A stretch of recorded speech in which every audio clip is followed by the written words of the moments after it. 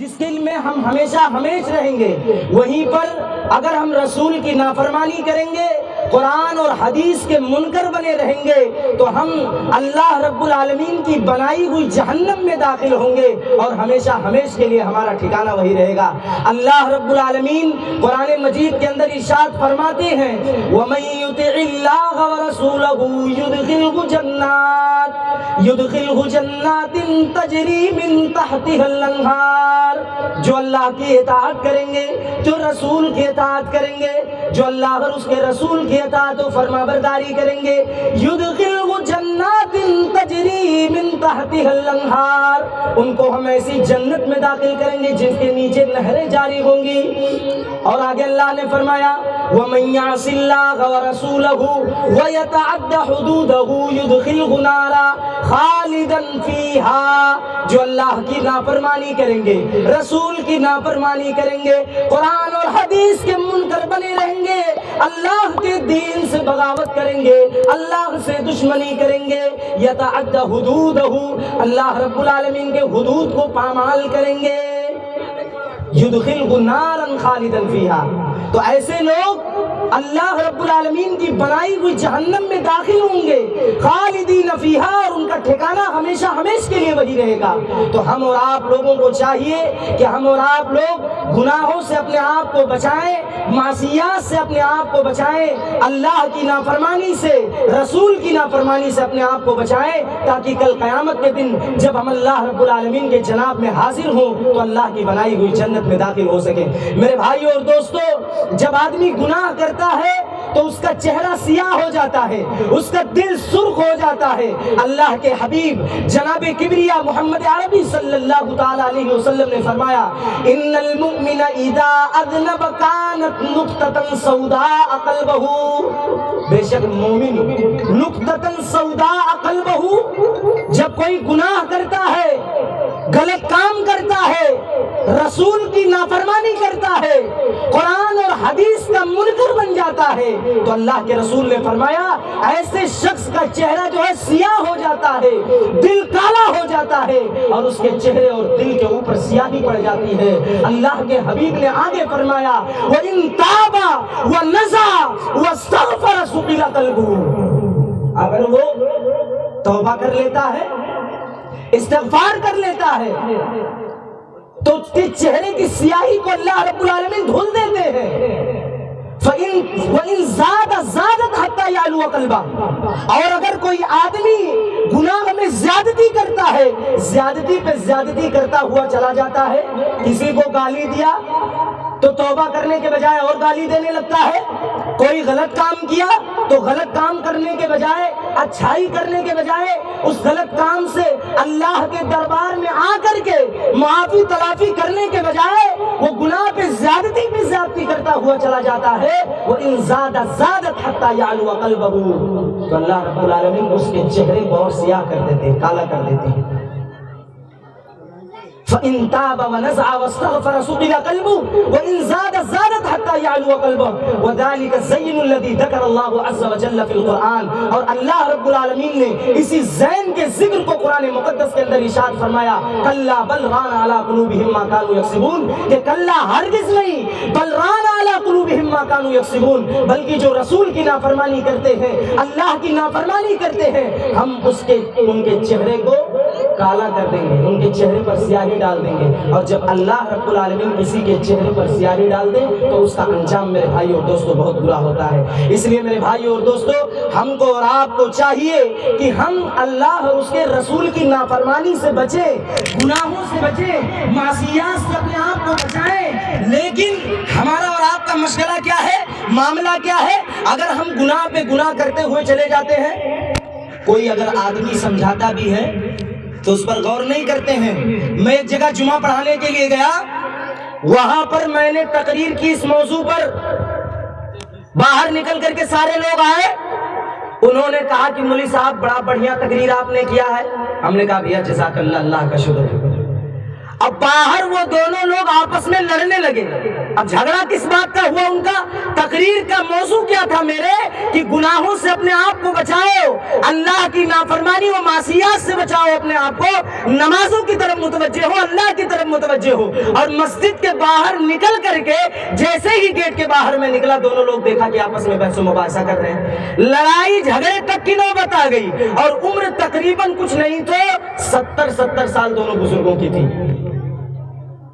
کوئی فرق نہیں پڑتا ہے، عالم علماء کتنا ہی بولے، گناہ پہ بولے، معصیات پہ بولے، نافرمانی پہ بولے. آئیے میں آپ کو ایک حدیث سناتا ہوں. اللہ کے رسول صلی اللہ تعالی علیہ وسلم نے فرمایا ان للحسنۃ ضیاء فی الوجہ.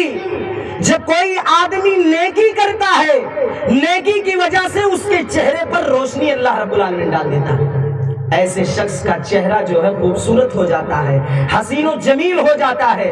آج ہم خوبصورتی کے لیے، حسین و جمیل ہونے کے لیے دنیا کے الگ الگ کریموں کا استعمال کرتے ہیں.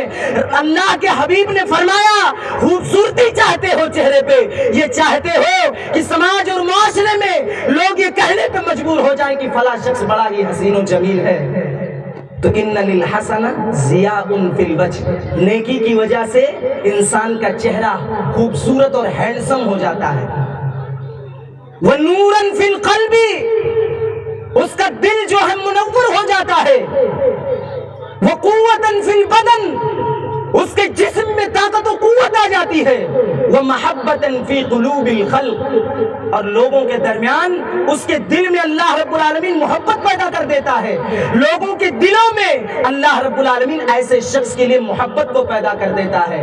ومحبتا فی قلوب الخلق، اور اس کے جسم میں طاقت و قوت، اس کے رزق میں کشادگی، اس کے چہرے میں خوبصورتی. کس کے وجہ سے؟ نیکی کی وجہ سے. اور وہیں پر اس کے برعکس، اس کے الٹا، اگر کوئی آدمی گناہ پہ گناہ کرتا ہوا چلا جاتا ہے، کوئی آدمی گناہ کرتا ہے، معصیات کرتا ہے، نافرمانی کرتا ہے، اللہ اور اس کے رسول کا منکر بنا ہوا بیٹھا رہتا ہے، قرآن اور حدیث کا منکر بنا ہوا بیٹھا رہتا ہے. اللہ کے حبیب نے فرمایا ایسے شخص کے چہرے سے نورانیت ختم کر دی جاتی ہے. ایسے شخص کے چہرے سے اللہ رب العالمین نورانیت کو ختم کر دیتے ہیں. اس کے دل سے نورانیت کو ختم کر دیا جاتا ہے. اس کے رزق میں کمی کر دی جاتی ہے، اس کے قوت و توانائی میں کمی کر دی جاتی ہے، اس کے رزق میں کمی، اس کی قوت میں کمی، اور لوگوں کے دلوں سے محبت کو نکال کر کے پھینک دیا جاتا ہے.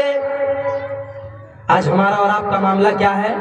ہم اور آپ لوگ چاہتے ہیں کہ گاؤں اور سماج میں ہمارا نام ہو، لوگوں کے درمیان ہماری پہچان، ہمارا پکڑ ہو.